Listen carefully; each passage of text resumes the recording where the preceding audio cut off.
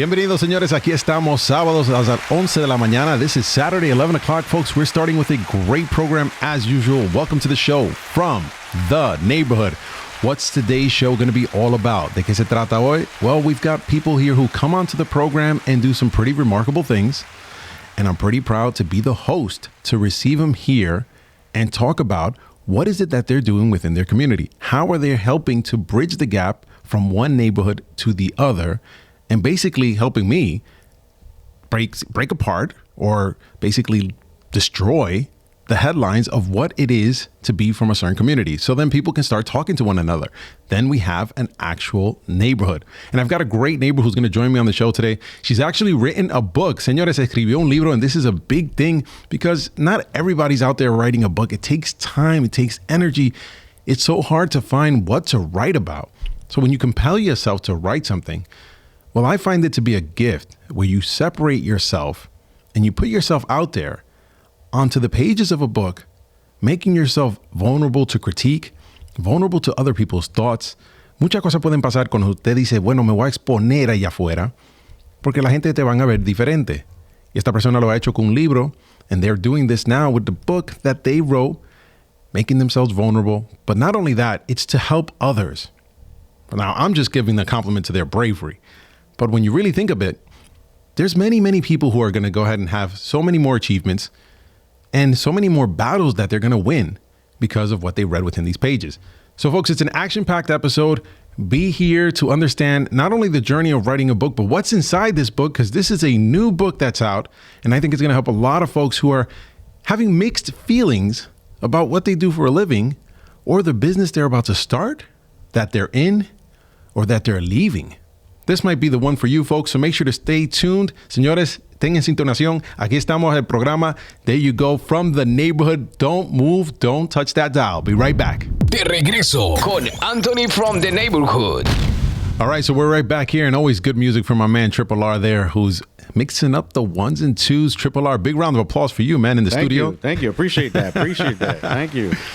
Guys, we got a great show here today, but I'd like to tell you what From the Neighborhood is all about. So if you're just joining us and you want to figure out, hey, how do I get involved with this program? It's very easy, and we have multiple ways. So, señores, hay mucha manera de interactuar con nosotros. Si usted quiere estar parte del programa en inglés o español, ya nosotros nos manejamos en las dos idiomas. This is Latino Mixx, una mezcla. And if you guys have a story, then tell us about it, because that's the way to get onto this program. Being a guest, if you've got an impactful story, one that is changing the communities, the dynamics of your community, if you're building a business, writing a book, developing a movie, whatever the case is, we want to get that story out there because we want people to understand what neighborhoods really are. And the people that are inside them in these communities are the ingredients that make it such a fascinating recipe, right? So instead of trying to decode how did someone make it when they've already made it 40 years down the line, well, let's interview the neighbor right next door who's doing some pretty remarkable things, and let's figure out what was the magic secret for them to do it. What are they up to? Let's get involved and let's connect. So, señores, aquí estamos para conectarnos, y esa es una de las maneras. The other way is easy. On social media, just follow what we're doing. It's From the Neighborhood on any of the social media channels, and our website, fromtheneighborhood.com. Not only would you be able to be part of the show there, you could also sponsor the show. So if you're a business and you want to connect with people of your community, fromtheneighborhood.com. And we've got cool merchandise. I always wear one of these because it's obviously my own store, so I'm supporting it. From the Neighborhood, you can go to shop.fromtheneighborhood.com, and there you go. That's how you connect with our show.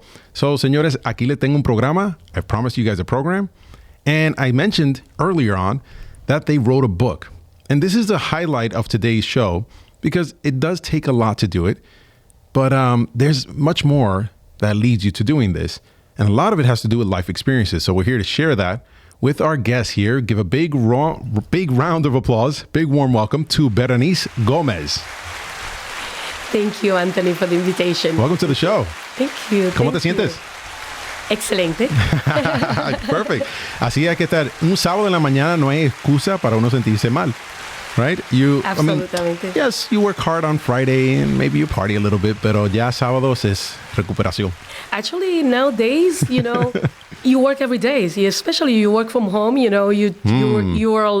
are You have to work, definitely. But nowadays, I think you work even more than before. Before, you were able just to leave the 9 to 5 job on Friday and that's it. Now, not anymore. Yes. Well, mira, nos está trayendo una nueva dinámica en nuestra vida, right? So a lot of things have changed, and I appreciate you jumping into that like right away. Like you came out guns blazing. You were like, I'm going to jump into the topic here because one of the things we're going to talk about is the book you wrote, right? But before we get there, I want people to get a background on who the author is. And I've known you for a little while now. We've chatted off the air, obviously before the start of the program, but on other occasions. And a lot of times people don't realize that the amount of work you have put in to now, release your book. And I'm hoping it's going to be very successful. It has a very good title. We're not going to give it away yet. All right. So let's talk about a little bit of your life. Entrando a tu vida, los trabajos. Let's start from the first one because we already said work. 9 to 5, your first 9 to 5. My first 9 to 5, you really want to know? Yeah. Oh my God. The world wants to know. So I tell you, my first job was actually at a factory. And one of the things that I said that I didn't want to be part of the statistic. I worked at a factory for a whole week, and I only made $87. Still remember that. And from there, they took taxes away. So I was left with $67. Wow. So let's hold on a second. This wasn't yesterday. This was a few years ago. Just a few. Just a few years, okay? Porque después tenemos el Departamento de Labor. DOL is going to knock on the door saying, who's paying you unfair wages? This was obviously a while ago, but you very quickly caught on. 1988. Okay. I have no problem saying it. You did it. We go back during that time, you said to yourself, I don't want to do this any longer. I want to change the pace of my life. Your second venture. I got involved in driving a taxi. And from there, I went to... Was it a yellow cab? No, it was actually independent livery driver. Service. Livery. It's car service. It used to be called car service, yes. I was part owner of a company after I was driving. Wow. So one wise thing we talked about off the air, and the reason I'm leading up to this, because it leads everything to your life later on, was a quote. And I may not get it 100% right, but this is a quote from a family member of yours, right? And said something about be a slave to a book before being the slave to a man. Is that correct? Correcto. It's ser esclavo de los libros hoy y no de un hombre mañana. Be a slave of a book today, not of a man tomorrow. Okay, break that apart, decode it. Haga que los vecinos puedan entender eso, porque comenzaste en una factoría, después en taxi, parte dueña de una base, right? So you were basically moving up, right? You went factory worker to cab driver to part owner of a cab dispatch, right? Correct. Your dad tells you this. Actually, it was my grandpa. Your grandfather? Yes. So we taking it way back. Exactly, yeah. My grandfather actually lived to 107 years old. And I talk about it in the book a little bit, because on each chapter of my book, I talk about a story that brings me to where I am today and the reason why I wrote my book. Yeah. But he always said to me, él me decía pajonúa, like a big afro. That's what they used to call me all the time. And he said one day, for whatever reason, he sat down. I used to talk every afternoon with him. I love to hear stories about his life and the things that he did. And he said to me one day, I'm going to tell you something that I hope you never forget. And it's be a slave of a book today and not of a man tomorrow. And I took it literally. Yeah. Literalmente cogí lo que me explicó. Y pensaba que esa era la historia. Now, when you, as a child, you hear something like this, was it sort of like the push to tell you to do good in school, or was it something where you said, did you look at it as a negative, basically? Did you look at it as in like, oh, if I don't do good in school, I'm in trouble with grandpa, or if I don't do in school what I'm supposed to do, I'm going to have problems throughout my entire life? How was your interpretation as a child? Actually, I saw it differently. I just saw it like, be free. Don't let anybody tell you what to do. That was my idea of the interpretation of what he said to me. So the word slave to you is if you're essentially going to need something in your life, but make your need to be that of a book for freedom later on. Am I correct? Kind of. Yes, because it doesn't happen there. I didn't thought of it there and then. It was just things that it kept pounding you, and then it keeps changing while you get involved with different things in your life. And then you start basically analyzing differently. Oh, but maybe what he meant was this. Once you get involved in situations, Hearing the same quote. Correct. So the quote itself, excuse me, the quote itself morphed into different ways of your life, like in different parts of your life. It basically changed its messaging. Am I correct? Absolutely. Wow. So let's go into now in points of your life, working at the factory. Did you hear the quote then? I tell you, at that time, it was only for a week that I did, because I quit. And I'm not a quitter, but I quit because of different reasons. I thought that I was able to do more than what I was doing there. Okay. And I always, until today, I still say to everybody, to my kids, to people that I work with, I always say, make sure that your time it's used with the best use, basically. Mm-hmm. So you found yourself wasting your time. Correct. What talents did you get as a child reading the books, following the disciplines of your grandfather that said to you, I shouldn't be here? I mean, because some people get scared. The honest truth, they have a job. They want to hold on to it because of the security for it. But you bold enough said, no, I'm going to go out there and I'm going to find something different to do. Yo siempre he sido atrevida. So I've never been like, actually, it's not that I've never been afraid. I always been afraid, but I was always willing to break that, I can say, ese círculo. You know, like you have to do what people tell you to do, or you have to follow certain rules. Okay. And I think I was like a little bit like a kind of rebel, Do you feel that your success has been part of you being a rebel? Absolutely. Yeah. Absolutely. What would have happened if, let's say, your grandfather never said something like that to you? The quote, you never heard the quote before.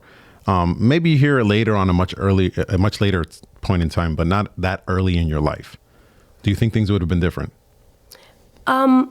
Certainly. Mm-hmm.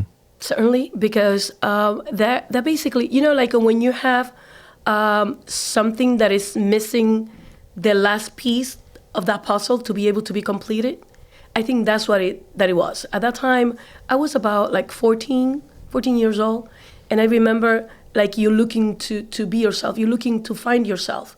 Mm-hmm. What is it that you want to be in life? What is it that you really want for yourself?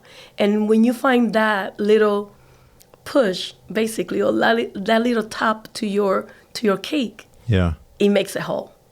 I think that's what happened. You've had the situation as well where, not just leaving one job, but going into a job where you're independent, right? Because you have to get up and want to sit behind the wheel of that car to be a cab driver. And no one's forcing you, basically, right? And then you get into the position of being part owner of this business. What is it that you kept saying to yourself and to those around you where they were like, you know what, let's take her seriously? Because first, I believe you have to take yourself seriously, but you have to speak yourself in a certain language. What was the conversation like? It's desire. That's what drives everything in life. Yes, you're passionate about something, but you have to have the desire, the discipline to be able to say, okay, this is what I want to accomplish. How many grandkids were you? Ooh, I was one of the youngest one. And imagine, I think I lost count, more than 50. Yeah. But the thing is, my grandfather was living with us, with my mom. So you heard the quote every day. Kind of. Every time that he will walk by, I will see him saying that. Yeah. So si le podemos decir a la persona que están escuchando, the people who are listening, if you are in your grandpa's position today, because you do have a very remarkable resume that we're just tapping into. I don't think anyone here is listening to it and saying, oh my gosh, factory worker or taxi, and not to discount what people are doing out there. This is not a discount to that, but it's just a unsettling feeling that made her want to do bigger business. And that, I think, is something that we have to commend. But a lot of times we're missing the key. Like you mentioned before, Berenice, you're missing the key to figure, how did I get there? What happened? What was the motivator? And at this point, we're hooking on to your grandpa's quote. Mm-hmm. Now, I'm seeing, yes, the desire and so forth, but looking further into it, you heard this a lot. And your grandpa was around for a very long time, which is remarkable for, many men and especially many minority men. At what age did he pass? 107. 107. Correct, yes. 107 years old, folks. And that's what I tell my husband, be ready. Yeah. For how long you're going to be around. Bueno, que se prepara él, que se preparen todo lo que se casen después. La segunda generación, porque está la suegra. Listen, I think this is very important because you do find a certain peace, don't you? When you are actually going after your dream. Even though it's chaotic, but I'm saying you do find a certain peace, don't you? Yes, absolutely. Always. Yeah. And that's that moment that you have to dedicate to yourself. And that's going to basically drive everything else. Yeah. No, I love it. Listen, we're going to get a quick pause. What was the next job you had, by the way? After the cab station? Oh, wow. I went into, what was it? I'm trying to make sure. Do you want me to do it like all the way lined up like that? The next big move. The next big move. I went back to work as a real estate office. At a real estate office. Yes. So again, another independent job. I'm going to leave it right there because this is where I find that a lot of people start to take their life to a whole nother level. And it's when they start depending on themselves for the results that they achieve, for the goals that they eventually accomplish. So with that, folks, we're going to go to a quick break and we'll be right back. De regreso con Anthony from the neighborhood. Okay, señores, bienvenidos de nuevo. Welcome back to the program. And I'm here with Berenice Gomez. And obviously what we've been talking about is her journey. And we're going to be leading up to this book that she's written. But I've gotten so much information from you off the air that I feel kind of sad that the music was playing. I wanted to jump in with some of it right away. And one of the things I got out of there, I mean, we obviously talked about your grandfather's quote. I got a lot of quotes from you. I got quotes about, it's not what you do, it's what you put into what you do. And this, kind of goes into, I think it goes into the book. I think it's an inspiration for the book. And I haven't read it, right? I'm going to go into this all naive. You correct me if I'm wrong. But also your grandfather, I hope he's in the book. Is he? Yes. He is. Okay. I'm like, jump in on this. Come on, tell me. I'm really sensing a lot of your life being reflected through this. And I know the conduit through your life has really been achievement. Yes, it's business accolades and there's things that you have done in your business, but I keep sensing this achievement factor. Sort of like you're giving these marks, like, yeah, you're not going to be able to jump this high. And you're like, yep, watch me. And you keep doing it. We talked about the cab service and I wanted to jump into your next career, which was in real estate, but let's go back to the cab service because a lot of times people think of it like, hey, I'm just driving a car and I'm dispatching cars if I'm, say, the owner of a base. But you are actually now after accounts. And let's go back to the humble beginnings as well, because this goes from Woodside, Queens. Represent Woodside in the house. All my people in Woodside, Queens. This is where Berenice was stationed at.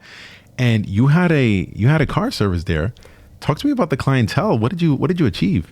When I was telling you that it's what you do and how you do things, because it doesn't matter where you are. You need to be top in whatever it is that you're doing. Like I mentioned before. Like, yes, I had the car service, but to me was where I wanted to be. Who do I want to service? And what I did, I said one day I didn't have enough drivers, and I was doing the dispatcher service, and I got this call from somebody looking to a ride for a big tennis club in Borden Avenue. And guess who? I had to go because there was nobody else. It was at 5 o'clock in the morning.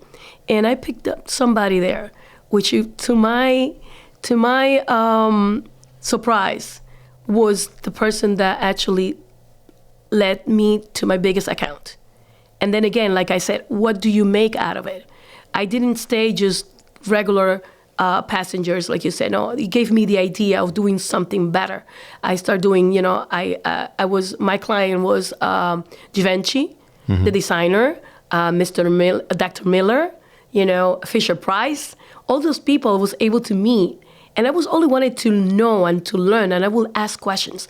And always ask questions. Don't be afraid to ask. And that's one of the things, whatever it is that you're doing, get involved. Ask questions. Hear, listen. There is a reason why you have 2 ears and 1 mouth. There we go. Here we go again. She's doing it again. We haven't even talked about the book, and she's giving us business lessons, which if they're not in the book, I'm telling you, people are going to want one-on-ones with you because this is another valuable piece. I said that a bunch of times, 2 ears, 1 mouth, but you really put your ear to your business to try to understand what is it that the customer wants. And as a cab service, you ended up achieving large corporate clients. Correct. We almost left that out, people. This is huge. Yeah, this is huge. Like I said, it doesn't matter where you are, which business you are in, but just do it right and the best out there. So the niche, regardless of the business, always find the niche being the best listener and then adapting or applying some solution for these people. Correct. That's what you've been able to do. And I talk a lot about in my book about adapting, which is one of the chapters. So it's really cool. All right. Well, let's adapt to your new career here because then you go into real estate. I don't know. You left the cab service behind or whatever the case be, but now you went into a whole nother field. And I talk about adapting, by the way. I'm going to let something out the bag. Now, she's not doing this as a child. You know, you also didn't get your degree as a kid. If I've got anybody out there in their 30s saying it's all over, I'm washed up. Berenice, when did you get your bachelor's degree? 37 years old. 37 years old. And again, I'm going to put a mark here and I'm going to say, you can't jump this high. But you told them no, because you got the bachelor's degree with the desire to not be shut out. Correct. Every time that I had a speaking engagement and people will call me, the first thing that they will ask for, what degree do you have? I say, and then I felt like I was labeled. And I said, you know what, let me just get it out of the way. Here, you want a degree? Here, you have a bachelor degree. But that doesn't define who I am. No, because you're a maverick. You're a maverick. You're out there and you're rebellious. You're going against the current and you're saying, I'm going to go ahead and make it whatever it is, right? Mm-hmm. Whether it's making the client happy or whether it's making the next large account, you were able to do it. Correct. Wow, congratulations on that. So let's talk about real estate here. Why did you decide to get into that? Real estate was actually, again, watching things. I started working for this real estate office as a secretary, and I noticed that business was good. Well, actually, interest rate 18%, and you have to put 25% down. And still, they were doing a lot of business. You know, people always have to move. Correct, right. Correct. And as a secretary, I remember that people will come to the office, and there were certain realtors that will not pay attention to them, and they will come back, and people were not interested because you have so many people looking to do it, so you have leftover, basically. Leftover business. Correct. Mm-hmm. So I start taking on those leftover, and I say, I feel sorry for this guy, again, about the feelings. I feel sorry for these people. I start helping them. I will walk. I didn't have a car, and that's how I got involved in real estate. I went on, and I got my license like a couple of months later, and from there, I started learning about mortgages, which I really liked better at the time. Before you go there, I'm starting to see a certain common thing here. You picking up business that's not yours. In other words, you're at the dispatcher, right? You're there as a dispatcher at your taxi base. Someone calls 5 a.m. You can't get out there, or you can't get someone out there, and you decide to go out there and say, you know what, I'm going to pick up this passenger, and that leads to a major account. And you mentioned some big high-end designers, Fisher Price, and so forth, right? And here you are working at a real estate office as a receptionist. People are calling, people are coming into the office, but there's just not enough people to serve them. And this business is just basically sitting there on the sidelines. And you're like, you know what?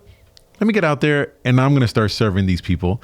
I'm starting to see this as a tendency, and I'm going to go to a dish, a Dominican dish, which actually has its African descent from scraps, meaning it is a dish put together from scrap food, and you make this big soup, and it's called a sancocho.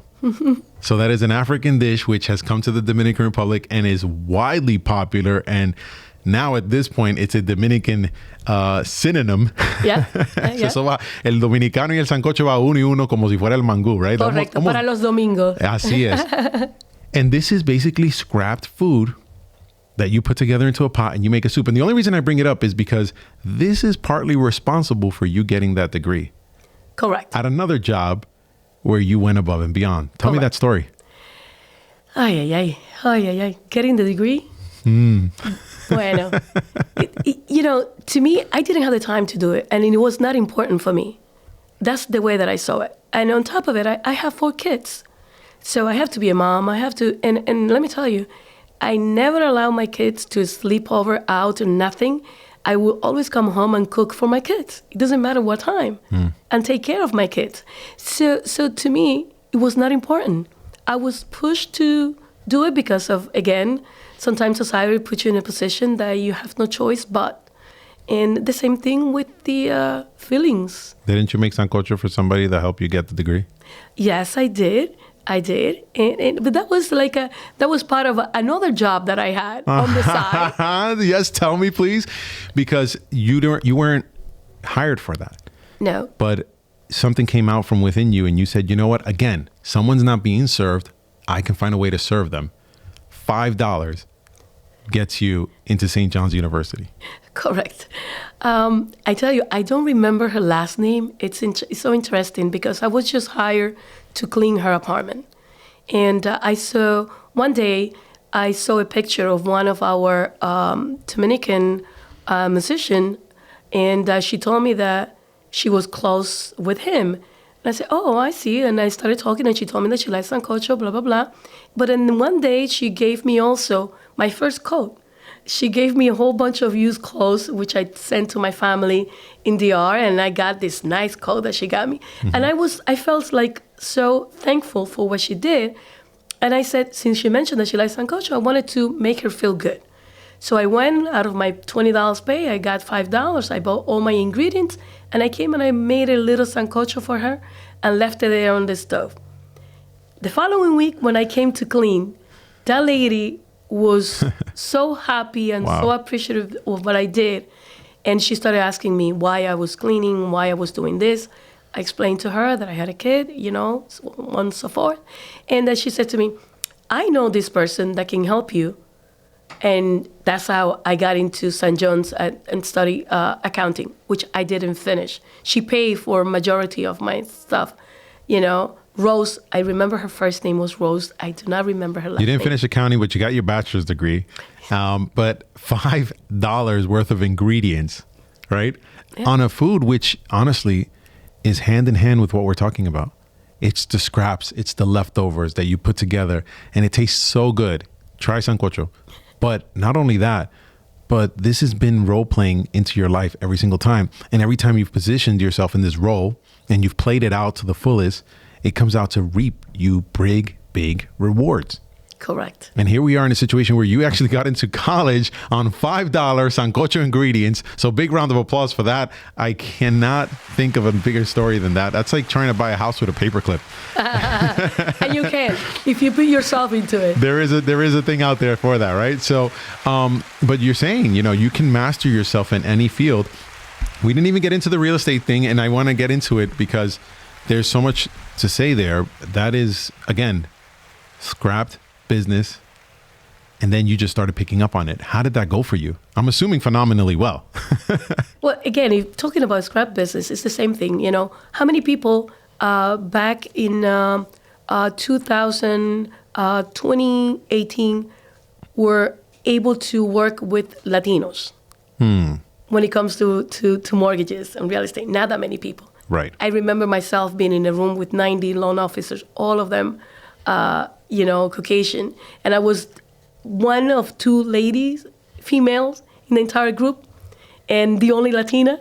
Yes. So It was very difficult. So again, I started doing the same thing. I had to go and translate our closings.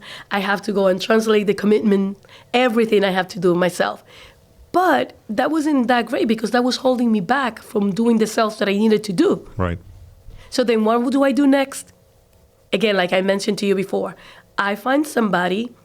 I requested to have an assistant. I was not able to get it, but I wasn't making the numbers. Well, how was I going to make the numbers if I didn't have enough time. You're being somebody for everybody at that point. Correct. Yes. Correct. So now you get to your point where you're in real estate. Did you feel like life was different as a real estate agent than as being owner of a cab or working at the factory or like even cleaning this woman's house? Did you feel like life was different? Did it really like ignite things within you? Because you're on your own.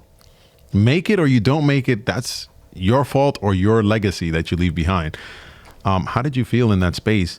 You have a chance to impact people in a very major way. Huge purchase, huge transitional thing in their life. Did you feel the pressure? Did you feel up to it? What was it? Explain that feeling to me. Because a lot of people want to do it, but they don't understand. Yeah, it was a lot of pressure, but at the same time, it's what do you want to get out of it again? Like to me, it was worth it because yes, I was having a lot of more pressure. I was making a bigger impact, but also I was making more money. Okay. And more money mean that I was going to have, I was going to be able to be exposed to different things. Okay.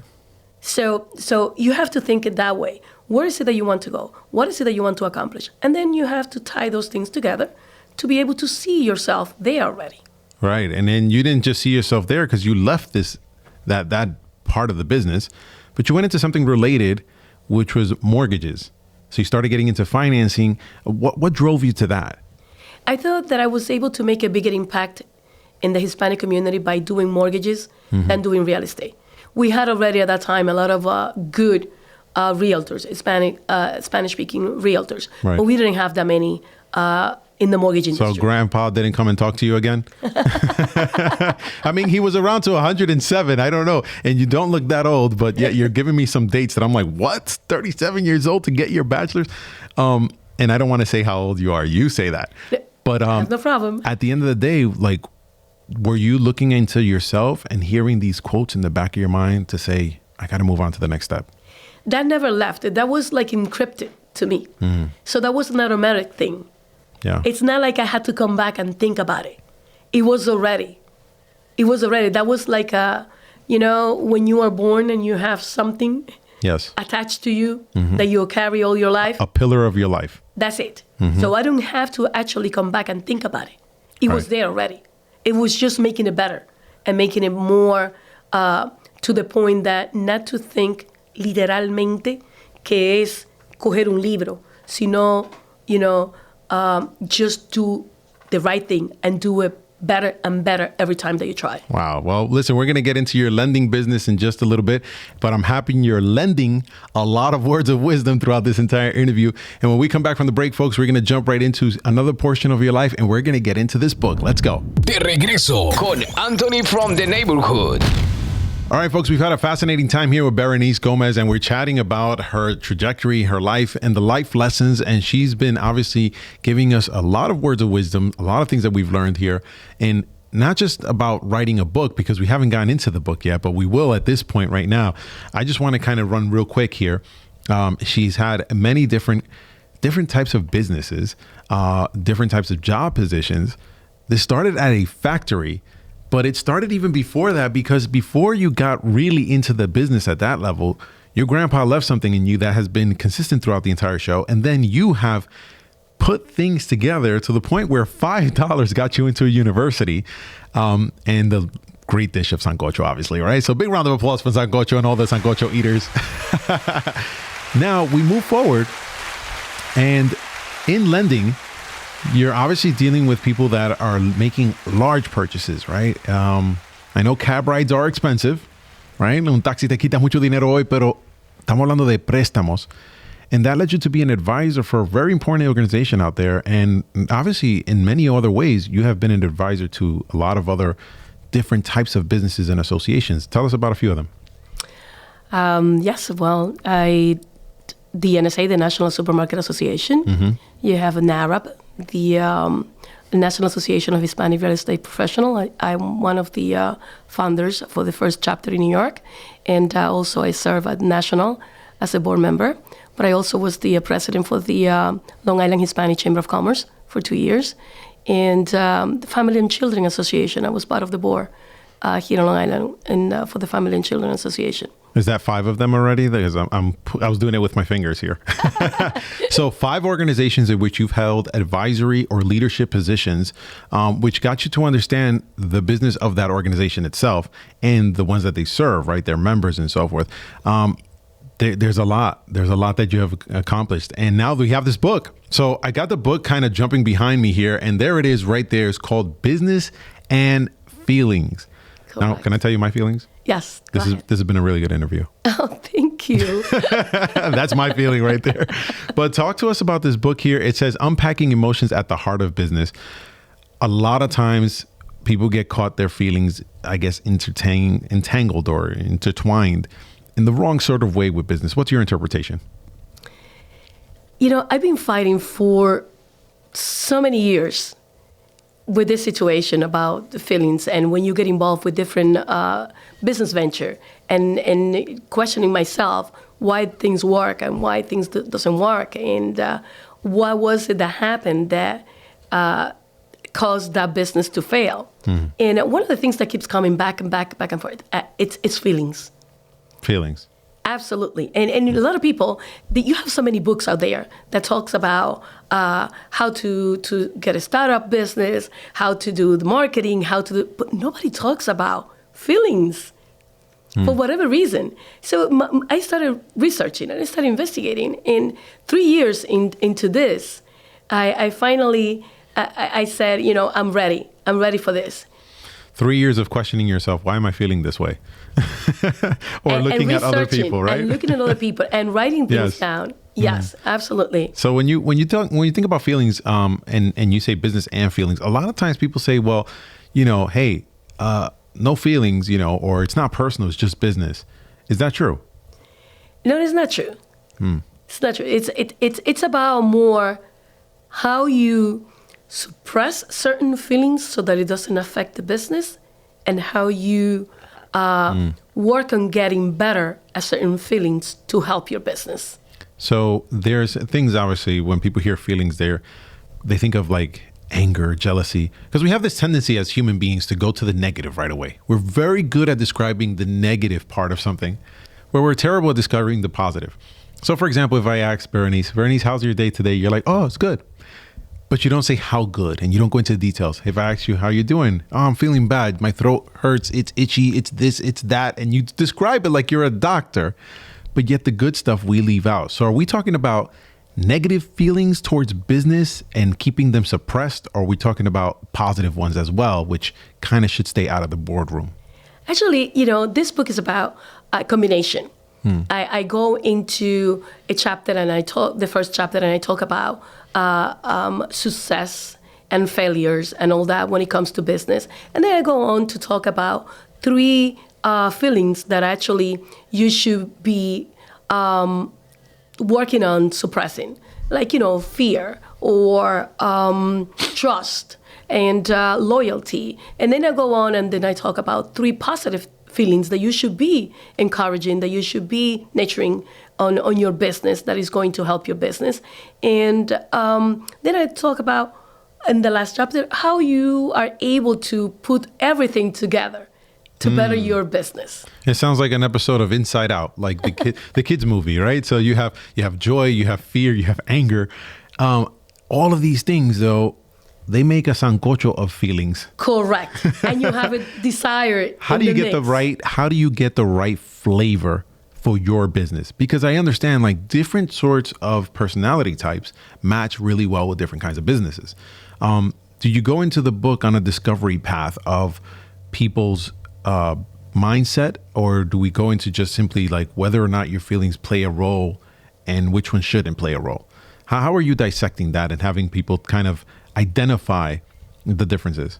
It was a lot of research. Mm-hmm. It took a long time and discipline to be able to get that. And actually, there's so many feelings. And for me to be able to pick 3 positive and 3 negative to put into this book, it was a lot of work. Yeah. It was a lot of work. It was a lot of work. I don't know how you had the time to do it with the 5 organizations that you've been dealing with. Your 9 to 5, let's just call it that, because we know it's not 9 to 5.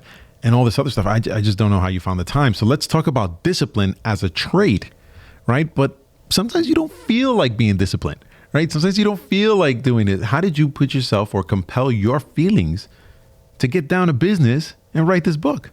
I tell you my motive behind this is that, like we talk about what my grandfather taught me.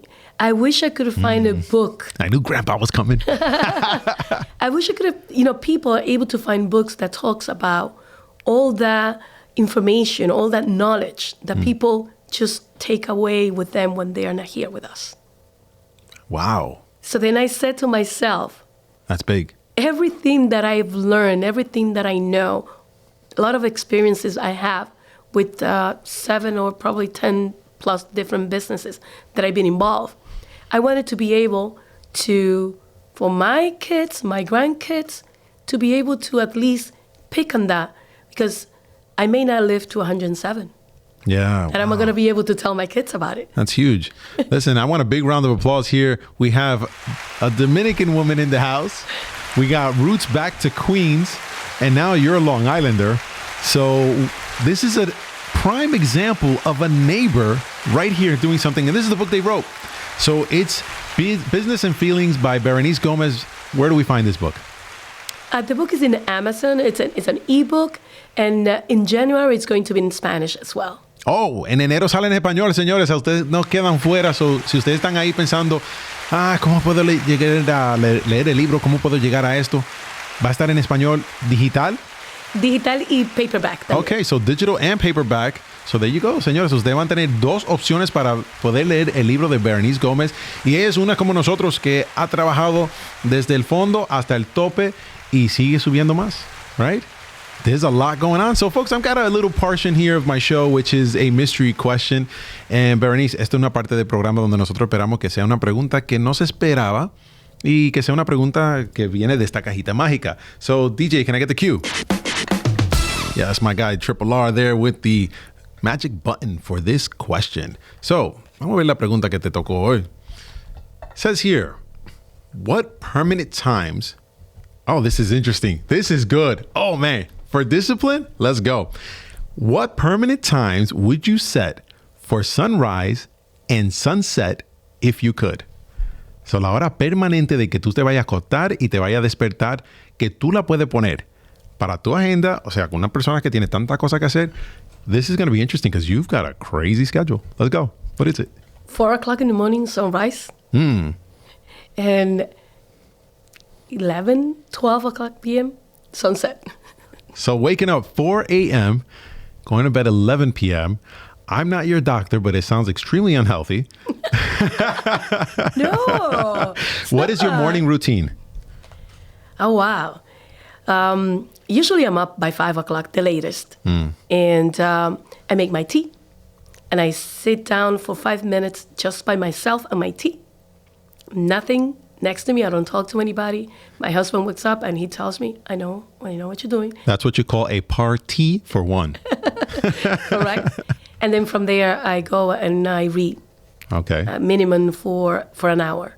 I read, I just get acquainted with the news, what's going on.